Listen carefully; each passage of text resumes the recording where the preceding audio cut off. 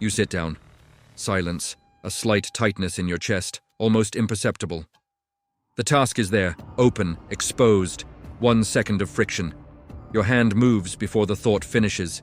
Screen lights up, another tab, another detour. Your body relaxes, tiny, chemical. Enough. You don't call it escape, you call it adjustment. But in that millisecond, the version of you that wanted to grow lost to the version that wanted comfort. No noise, no drama, just predictability. You repeat it so often you start calling it personality. Stay if you recognize this scene. You said you were going to start today. You meant it. You felt that sharp clarity in the morning, that quiet determination. This time would be different. Then the hour came, and something in you shifted. You checked your phone, just for a second. You opened a tab, just to see something quick. You told yourself you needed coffee first, or a better mood, or more energy, and somehow the moment passed. Again, it's not dramatic, there's no explosion, no collapse. Just a small deviation. And later, a sentence, "I'll do it tomorrow."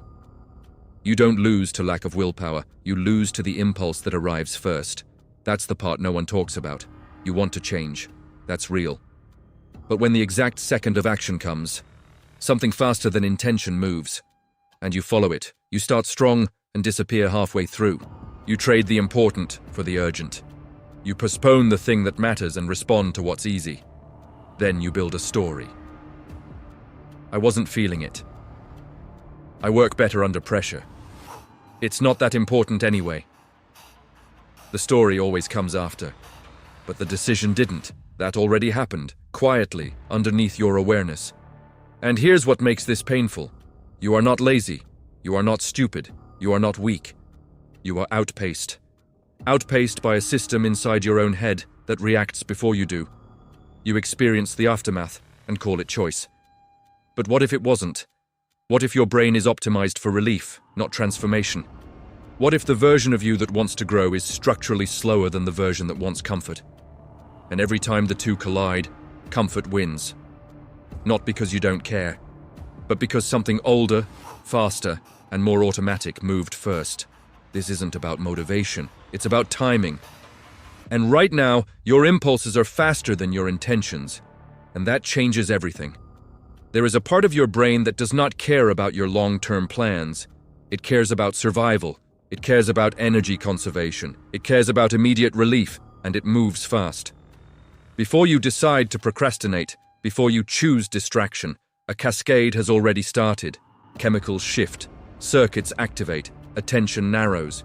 By the time you narrate the choice, the machinery has already fired. Robert Sapolsky, in his work on behavior and neurobiology, argues that behavior is the end result of layers of biology unfolding seconds, minutes, years before the action itself. By the time you act, the process has been in motion long before you felt in control. That sentence should disturb you, because it means the version of you that says, "I'll start tomorrow," is not a moral failure. It is a biological event. Stress rises, dopamine seeks relief. The limbic system flags discomfort as threat, and your brain resolves the tension the fastest way it knows how, not the wisest way, the fastest. You open the app, you grab the snack, you delay the email, and your nervous system exhales. Relief, tiny, immediate, chemical. Your brain registers it as success. It doesn't register the future cost. The prefrontal cortex, the part responsible for planning, restraint, long-term strategy, is slower. It requires energy. It requires stability. It requires a nervous system that is not flooded. Under stress, that system weakens. The emotional brain takes over. This is not poetic language, this is circuitry. And here is the uncomfortable layer. Your brain is not designed to make you exceptional. It is designed to keep you alive. Alive means safe. Safe means familiar. Familiar means predictable. Growth is not predictable, change is metabolically expensive. So the moment discomfort rises, the exact moment transformation requires action. Your older brain intervenes. Not to destroy you, to protect you. And protection, in this context, looks exactly like self-sabotage. You don't feel hijacked. You feel reasonable. That's the danger. Watch the sequence carefully. You sit down to work. There is a flicker of resistance. It's subtle, a tightening in the chest. A thought. This is going to be hard. That micro discomfort is enough. Before you consciously decide anything, your brain scans for relief. Phone, email, kitchen, anything easier. The impulse arrives. It does not ask for permission. It doesn't negotiation. It presents itself as a reasonable alternative. Just check one message. Let's organize the desk first. You deserve a quick break. And the moment you follow it, your body rewards you. A small dopamine release, a drop in tension, a sense of temporary control. Your system just learned something. Avoidance reduces stress.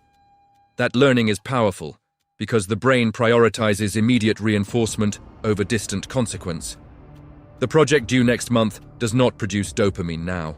The uncomfortable conversation does not calm your nervous system now. The gym session does not remove tension now. But scrolling does, snacking does, watching does, so the emotional brain wins the race. And here's the critical order. First, the impulse. Second, the action. Third, the explanation. Never the other way around. You don't think your way into distraction, you feel your way into it. Then your cortex steps in and builds a narrative. I needed that break. I wasn't in the right mindset. I'll perform better later. The explanation protects your identity. Because if you admitted what actually happened, that a faster, older system hijacked your intention, your sense of control would fracture. So the brain does what it does best. It edits reality. It preserves coherence. It tells you that you chose comfort, but you didn't choose comfort. You followed the first signal that promised relief. And because it keeps working, your nervous system keeps selecting it. Not because you lack discipline, because the shortcut keeps winning the race, and the race is measured in milliseconds. By the time your conscious intention speaks, the decision has already moved through your body, and you call that personality. You don't see yourself as someone who sabotages, you see yourself as intelligent, capable, aware, and that identity becomes the shield. Because intelligent people don't just procrastinate, they optimize, they strategize, they wait for the right timing. The language becomes sophisticated. The avoidance stays the same. You say you're tired, you say you need clarity first. You say you work better under pressure. And sometimes that's true, but sometimes it's camouflage. Virtue becomes the hiding place. I'm just being realistic. I don't want to rush it. I'm protecting my energy. It sounds mature. It feels responsible. But if you look closely at the pattern, something else appears. You start when it's exciting. You disappear when it becomes uncertain. You withdraw when there's risk of exposure. And instead of naming fear, you name strategy. Instead of naming discomfort, you name timing. Instead of naming avoidance, you call it self-care. The brain loves this because it keeps the self-image intact. You are still the capable one, still the thoughtful one, still the person who could do it any time. That last sentence is lethal. Could. As long as you believe you could, you don't have to face the evidence that you didn't. Your identity protects the pattern. It would rather preserve the idea of potential than risk the friction of execution. Execution exposes limits. Execution reveals skill gaps. Execution risks visible failure. And your nervous system interprets visible failure as threat, so it chooses the safer route. Maintain the image. Delay the proof. You don't lose because you lack talent. You lose because your identity is more invested in staying consistent than in evolving. The brain will always defend a stable identity, even if that identity is the thing holding you back. Inside your skull, there is no harmony. There is negotiation, competition, suppression. The prefrontal cortex plans. It calculates long-term outcomes. It simulates future reward. The limbic system reacts. It scans for threat. It hunts for immediate relief. When you are calm, rested, regulated, the prefrontal cortex has leverage. It can delay gratification. It can tolerate discomfort. It can override impulse. But under stress, the balance shifts, cortisol rises, heart rate increases, attention narrows, and the limbic system becomes louder. Not dramatic, just dominant. You don't feel possessed, you feel urgent. Suddenly the task feels heavier. The uncertainty feels sharper. The risk feels exaggerated. Your brain tags discomfort as danger. Not physical danger. Psychological danger, rejection, failure, exposure, loss of status. The emotional brain does not differentiate well between a predator and public embarrassment. Threat is threat. And when threat is detected, long-term planning becomes secondary. Immediate regulation becomes priority. So your system asks one question: how do we feel better right now? Not next week. Not next year. Now. That's why change feels like friction. Because growth requires sustained discomfort. And sustained discomfort requires a nervous system that does not panic at uncertainty. Most people don't fail because they lack intelligence. They fail because their stress response silences their strategic brain. And the more important the goal, the higher the internal pressure. The higher the pressure, the stronger the limbic activation. Which means the exact moment you need discipline most is the moment your biology makes it hardest. This is not weakness, it is wiring. But wiring is powerful. And if you don't understand the war happening inside you, you will keep mistaking biology for character. You will keep calling yourself inconsistent. When in reality, your systems are competing. One wants growth, the other wants safety. And safety usually wins. Here is where it becomes uncomfortable.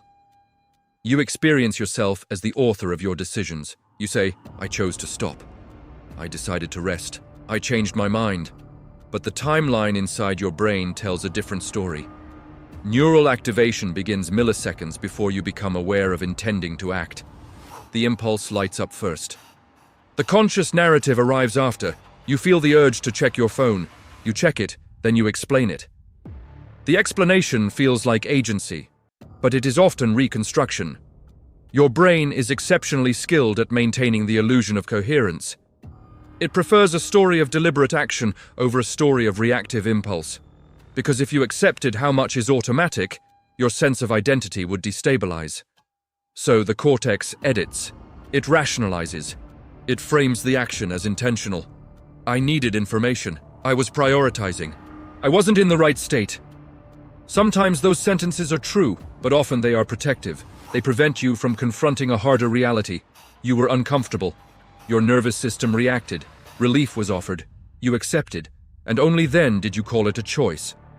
This is not about removing responsibility. It is about locating it accurately. Responsibility does not start at the explanation. It starts at the impulse. If you only fight the narrative, you are too late. The battle has already been decided in your body. And that is why repeating affirmations rarely works. Because the conflict is not ideological. It is physiological. You are not arguing with thoughts. You are negotiating with circuits. And circuits respond to conditions, not promises. Until you understand that, you will keep trying to out-talk a system that moves faster than language.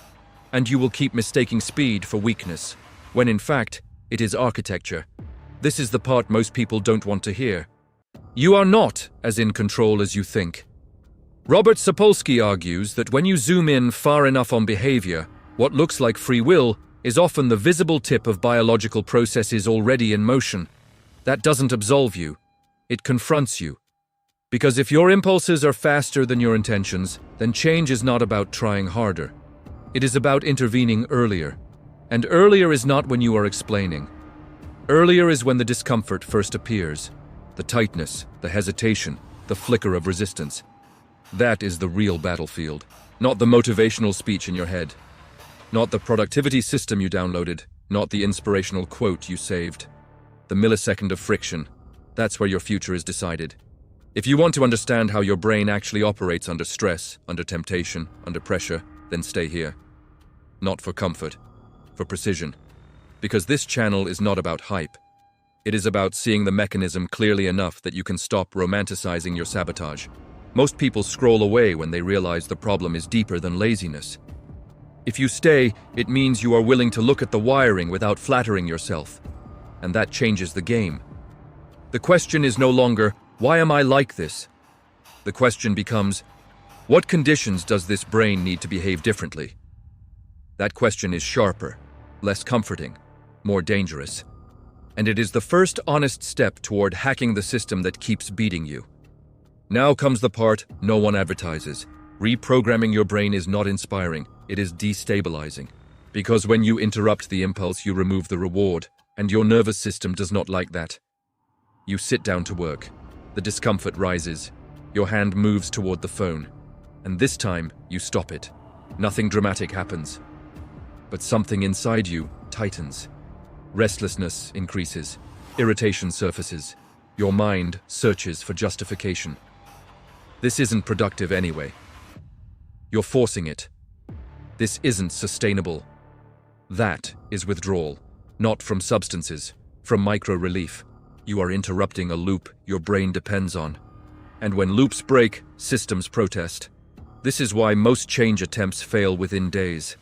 Not because the strategy was wrong, because the body panicked. Your old pattern was predictable. Predictability equals safety. The moment you behave differently, your internal stability shakes. And it doesn't stop there. The environment reacts too. You don't answer messages immediately. People notice. You don't laugh at the same distractions. Someone calls you distant. You say no to small impulses. You seem rigid. When you change a behavior, you disturb a contract.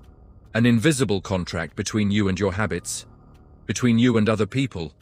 Between you and the version of yourself they recognize. Growth is not private, it alters the ecosystem. And ecosystems resist alteration. Your brain wants predictability. Your social environment wants consistency.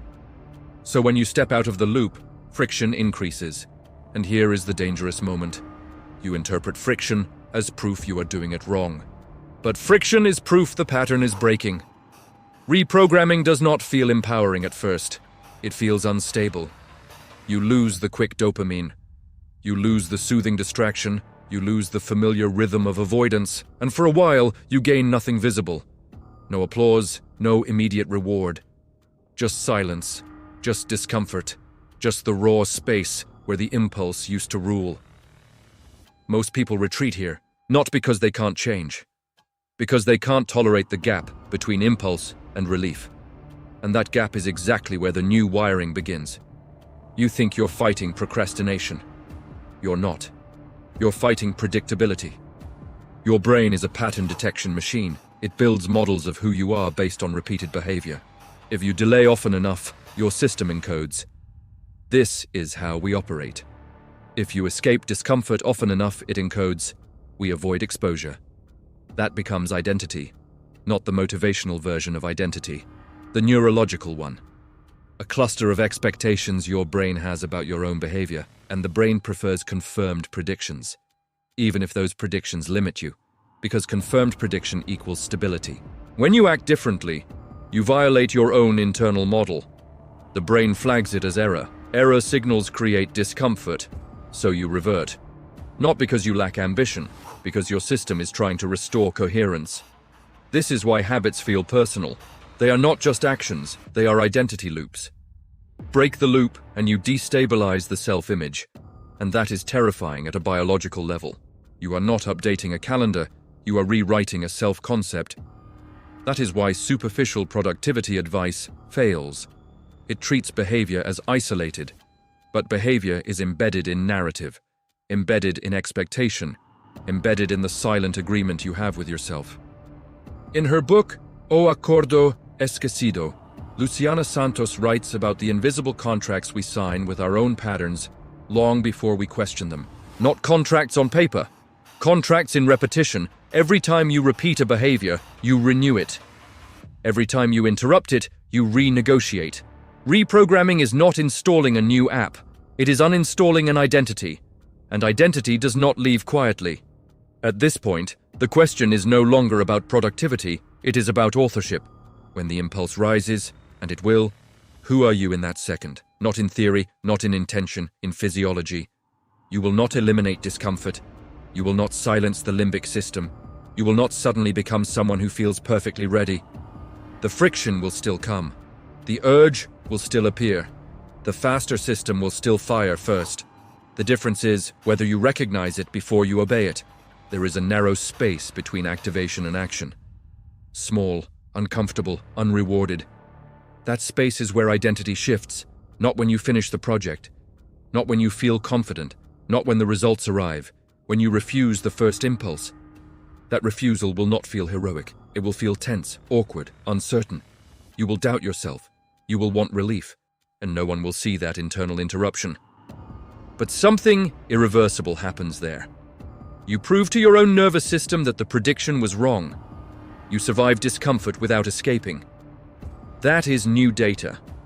New data rewires expectation. New expectation rewires identity. This is not about discipline. Discipline is a surface word. This is about who you become when comfort calls your name. If you always answer, you remain consistent. If you hesitate, you destabilize the old version. If you resist, even once, you introduce a crack in the pattern. The cost is immediate tension. The reward is delayed identity. Most people choose relief. Few choose reconstruction. And reconstruction is lonely, because no one applauds a moment that only you felt. But that moment is the hinge. You are not trying to defeat your brain. You are trying to train it. And training requires repetition under resistance. So here is the real question, when the impulse arrives before your intention. Who are you willing to be in that second? Write your answer. Not the ideal version, the honest one. Because the war is not abstract, it is chemical. And it is daily. And it starts again tomorrow.